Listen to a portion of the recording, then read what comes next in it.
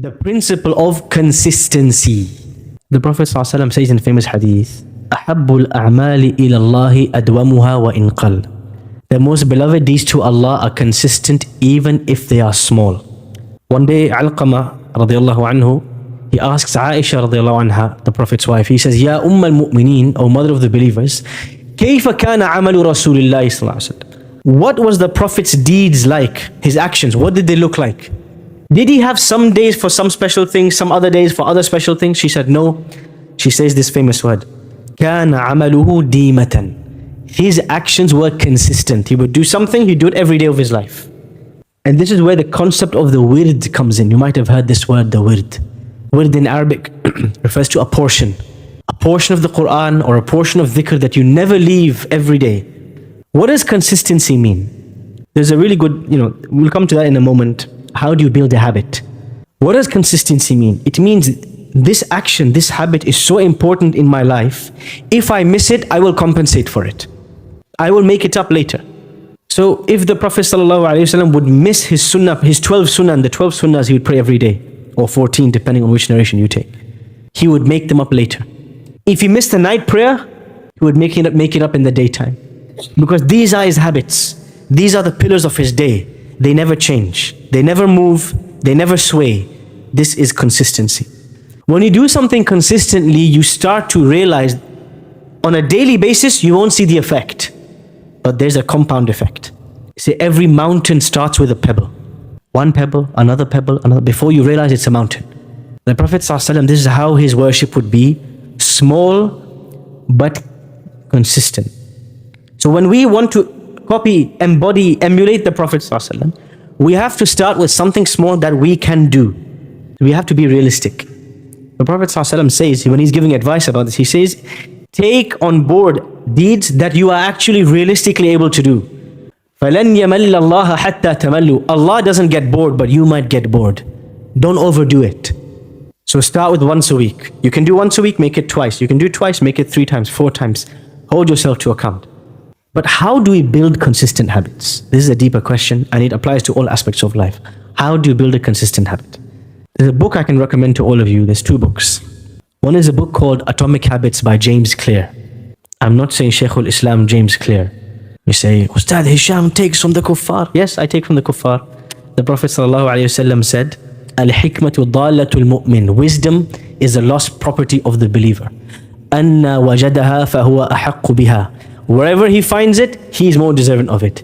If I find wisdom, useful, beneficial knowledge from a non-Muslim, I will take it. And so sometimes we have to accept and benefit from other sources. James Clear, he writes a brilliant book very recently called Atomic Habits. So all on this idea, how do I develop a habit? How do I make something from a deed once in a while? We've all tried it. Ramadan, everybody has the habit of Quran. After Ramadan, it's gone. It evaporates. The most effective way to build a habit is to create a sense of accountability. I'll give you a simple example. Everyone says, I want to memorize the Quran. I say, great. Pay a teacher, not a friend, pay somebody an amount every week. And let it be someone who you are scared of. You don't want to disappoint them. You respect. And make a fixed weekly time when you have to meet them. And give strict rules to yourself. Say, look, teacher, if I come 10 minutes late, cancel the lesson and make me still pay for it. If I miss 4 lessons in a row, never talk to me again. Tell me to get lost, finish.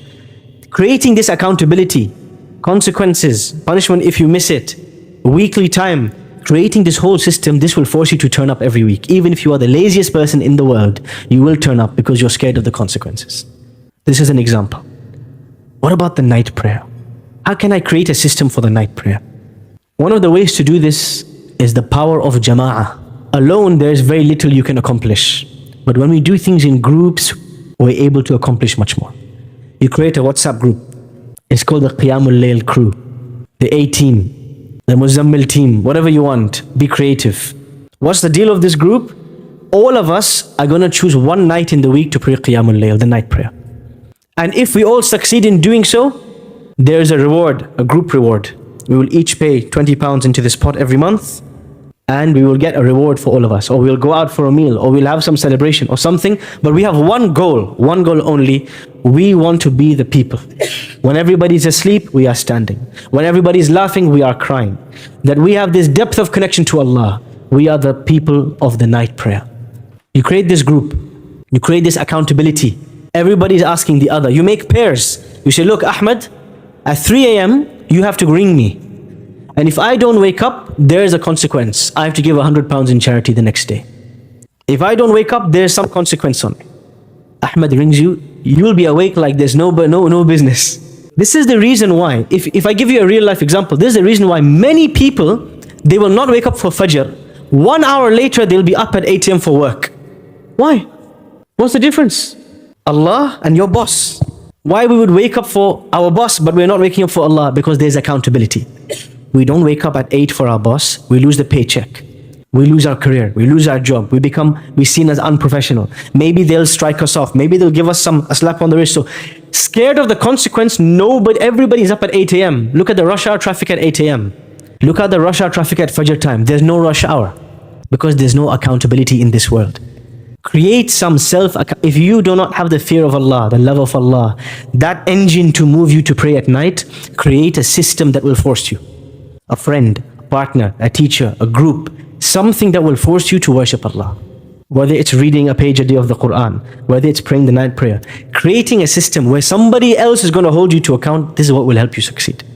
And if it's learning Arabic or recitation of the Quran or a daily dua or adhkar, it always helps to do it in a group. It always helps to have a teacher, somebody you fear, somebody you respect. There are parts of the world in which this system has worked wonders. For example, Morocco. In Morocco, many of the masajid, every day at Fajr and Maghrib, they read one hizb of the Quran together. That's half a juz.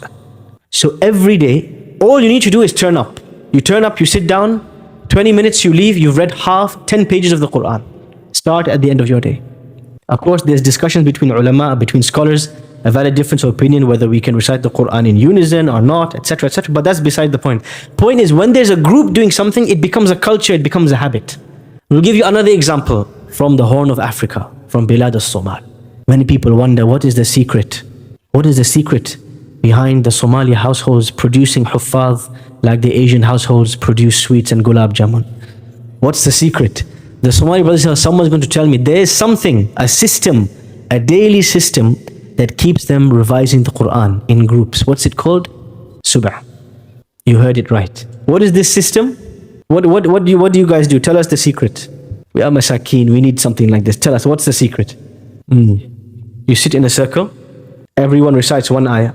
Okay, perfect. So everybody recites one ayah every day. And this culture exists in many, many households from a young age. Imagine you're a 3-year-old and you wake up every morning and all of your older siblings are sitting around your parents reciting one ayah each, until the whole family recited 10 pages of the Quran. Imagine this was your lifestyle, this was your culture. Your family will grow up loving the Quran, having that system of accountability with the Quran. When everybody sat in a circle, it's easy to join in. But if you need to, on your own, with all your distractions, do it by yourself, you'll probably forget. So it's really important. So these systems are there embedded in many cultures, many Muslim countries. And we need to revive these and embed them in our lives. A circle of dhikr, a circle of qiyamul layl, a WhatsApp group for revision of the Quran.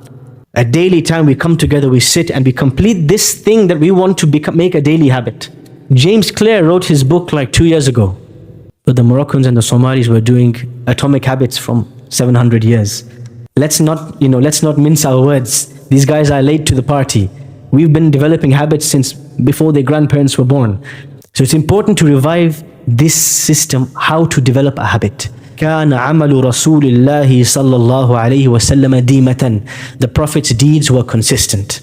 And the way this consistency was preserved was through halaqat, through teachers, through systems that would force you to do it even on a day you don't feel like it. Because everybody else is there. And so you need to turn up as well.